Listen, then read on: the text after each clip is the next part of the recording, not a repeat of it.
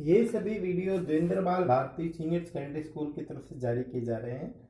हम आज पढ़ेंगे कक्षा 10 का पाठ संख्या 6 ही, जिसका नाम था रासायनिक अभिक्रिया एवं उत्प्रेरक, और इसमें हम पढ़ रहे थे रासायनिक अभिक्रियाओं के प्रकार। पाठ संख्या 6 रासायनिक अभिक्रिया एवं उत्प्रेरक, और इसमें हम पढ़ेंगे रासायनिक अभिक्रियाओं के प्रकार। और प्रकार में पहला प्रकार है विस्थापन अभिक्रिया। क्या होता है विस्थापन अभिक्रिया? सुनिए, जब कोई अधिक क्रियाशील तत्व, जो ज्यादा क्रिया करता है वो तत्व, कम क्रियाशील तत्व को उसके यौगिक में से क्या कर दे? प्रतिस्थापित कर दे। प्रतिस्थापित कर दे तो उसे क्या कहते हैं? विस्थापन अभिक्रिया। जैसे ये दो तत्व हैं, एक का नाम है ए और एक का नाम है बी, दोनों मिलकर यौगिक बना लेते हैं। ये एक तीसरा तत्व आया सी, अधिक क्रियाशील था। इसने क्या किया? इस बी को यहां से प्रतिस्थापित कर दिया और बना लिया क्या बेटा? एसी। और बी को कर दिया इसने क्या? प्रतिस्थापित, यानी हटा दिया अपने स्थान से। तो वह जब अधिक क्रियाशील तत्व सी कम क्रियाशील तत्व बी को उसके यौगिक में से क्या कर देता है? प्रतिस्थापित। तो कौन सी अभिक्रिया? विस्थापन अभिक्रिया। अब हम दोबारा पढ़ेंगे। जब कोई अधिक क्रियाशील तत्व कम क्रियाशील तत्व को उसके यौगिक में से प्रतिस्थापित कर दे तो उसे कहते हैं विस्थापन अभिक्रिया। अब देखिए, इसको समझने के लिए हम एक पात्र के अंदर लेते हैं कॉपर सल्फेट, CuSO4 लेते हैं भाई, कॉपर सल्फेट लेते हैं। कॉपर सल्फेट को नीला थोथा कहते हैं, नीले रंग का होता है। अब इसके अंदर हम डालते हैं जिंक के टुकड़े, Zn के टुकड़े।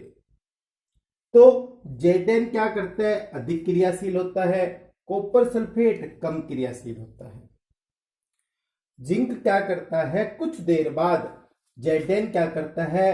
कॉपर सल्फेट में से कॉपर को प्रतिस्थापित कर देता है, Cu को प्रतिस्थापित कर देता है, हटा देता है, और निर्माण करता है जिंक सल्फेट का, जिसके कारण इस कॉपर सल्फेट के विलयन का रंग जो नीला रंग था, इसका पूरे का रंग जो नीला था वो नीला रंग विलुप्त हो जाता है। तो आपके क्वेश्चन दो प्रकार से आता है। कॉपर सल्फेट के विलयन में जिंक डालने पर या जस्ते के टुकड़े डालने पर नीला रंग विलुप्त क्यों हो जाता है, या नीला रंग क्यों गायब हो जाता है? तो आपने लिखना है कि कॉपर सल्फेट के विलयन में जिंक या जस्ते के दाने डालने पर जिंक अधिक क्रियाशील होता है, जो कि कम क्रियाशील कॉपर को उसके यौगिक में से प्रतिस्थापित कर देता है, जिसके कारण विलयन का रंग क्या हो जाता है? या नीले से रंग जो होता है वो गायब हो जाता है भाई। अब कि गुरुजी हमें कैसे पता चले कौन सा अधिक क्रियाशील है, कौन सा कम क्रियाशील है?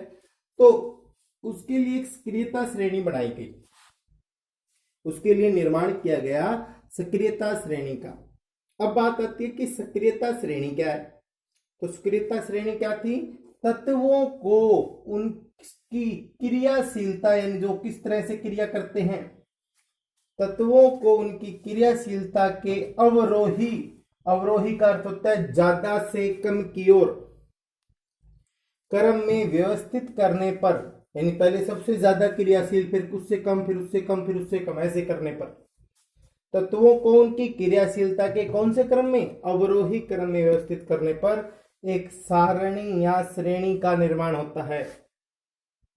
एक सारणी या श्रेणी का निर्माण होता है, जिसे क्या कहते हैं? सक्रियता श्रेणी, जिसे सक्रियता श्रेणी कहा जाता है। अब इसमें देखिए, इसमें सबसे ज्यादा क्रियाशील होते हैं sodium, potassium, calcium, magnesium, aluminium. इन्हें कहते हैं अधिक क्रियाशील तत्व। ये ऊपर वाले दो तो इतने क्रियाशील होते हैं कि अगर वायु में खुला भी छोड़ दिया जाए, इनको कुछ देर के लिए वैसे ही छोड़ दें तो ये आग पकड़ लेते हैं, इसलिए इनको मिट्टी के तेल में डुबो के रखते हैं, सोडियम को। तो potassium, sodium, calcium, magnesium, aluminium ये होते हैं अधिक क्रियाशील। उसके बाद जिंक, Zn जो हमने पढ़ा था, Fe आयरन या लोहा, Pb लेड या सीसा, H hydrogen, Cu copper, Hg पारा मरकरी, Ag सिल्वर और Au गोल्ड। अब देखिए, हमने लिखा था Zn, तो Zn का है, ये रहा Zn, अधिक क्रियाशील। अब इसमें जो पहले आएगा वो अधिक क्रियाशील, धीरे धीरे क्रियाशीलता में क्या होगी, कमी। फिर दूसरा क्या था Cu, तो Cu क्या हो गया, कम क्रियाशील। इसको याद रखने की ट्रिक है, काली नार कल मग आली, जाना फिर पंजाब है, कौन है आगे आओ। तो तत्वों को उनकी क्रियाशीलता की अवरोही क्रम में व्यवस्थित करने पर एक सारणी या श्रेणी बढ़ती है, जिसे क्या कहते हैं, सक्रियता श्रेणी। और ये है सक्रियता श्रेणी के तत्व, potassium, sodium, calcium, magnesium, aluminium. फिर उसके बाद है जिंक, FePbHCu, उसके बाद है Hg, Ag और Au। ठीक है, तो हमने पढ़ा विस्थापन अभिक्रिया। विस्थापन अभिक्रिया के बाद हमने दूसरा परिभाषा पढ़ी कि कॉपर सल्फेट में जस्ते के दाने डालने पर उसका रंग चेंज क्यों हो जाता है। फिर हमने पढ़ा सक्रियता श्रेणी और सक्रियता श्रेणी के तत्व। विस्थापन अभिक्रिया के बाद हमारे पास आती है द्विविस्थापन अभिक्रिया। द्वि का अर्थ होता है दो बार, विस्थापन का अर्थ होता है विस्थापन। तो वह अभिक्रिया जिसमें दोनों क्रिया कारकों के मध्य परमाणु या परमाणु समूह के में आपस में, परमाणु या परमाणु समूह आपस में क्या हो, विस्थापित हो, यानी दोनों के अंदर से विस्थापन होना चाहिए। इसकी एक सरल आसान परिभाषा ये भी हो सकती है, वह अभिक्रिया जिसमें क्रिया कारकों के मध्य आयनों का आदान प्रदान हो। वह अभिक्रिया जिसमें क्रिया कारकों के मध्य आयनों का आदान प्रदान हो उसे विस्थापन अभिक्रिया कहते हैं। या वह अभिक्रिया जिसमें दोनों क्रिया कारकों के परमाणु या परमाणु समूह आपस में विस्थापित हों, यानी दो क्रिया कारक लें, दोनों में से कुछ ना कुछ विस्थापित हो। जैसे ये है कॉपर सल्फेट CuSO4, CuSO4 को कहते हैं कॉपर सल्फेट। ये है सोडियम हाइड्रोक्साइड या कास्टिक सोडा।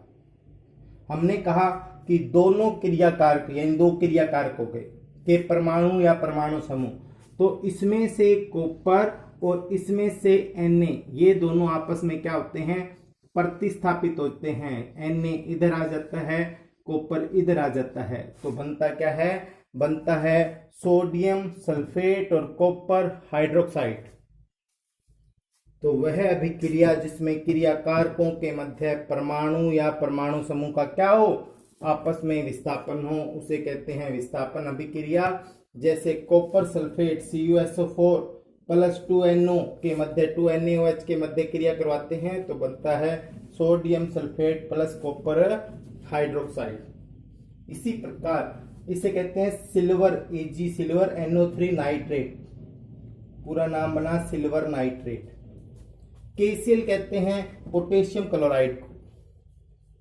पोटेशियम क्लोराइड की उपस्थिति में जब ये क्रिया करते हैं तो Ag पोटेशियम को प्रतिस्थापित कर देता है और पोटेशियम Ag को, यानी जो पोटेशियम है वो Ag को प्रतिस्थापित कर देता है। Ag यहाँ से हटकर जहाँ पे पोटेशियम था उसकी जगह पर लग जाता है, लेकिन प्रतिस्थापित याद रखना पोटेशियम ही करता है क्योंकि अधिक क्रियाशील होता है।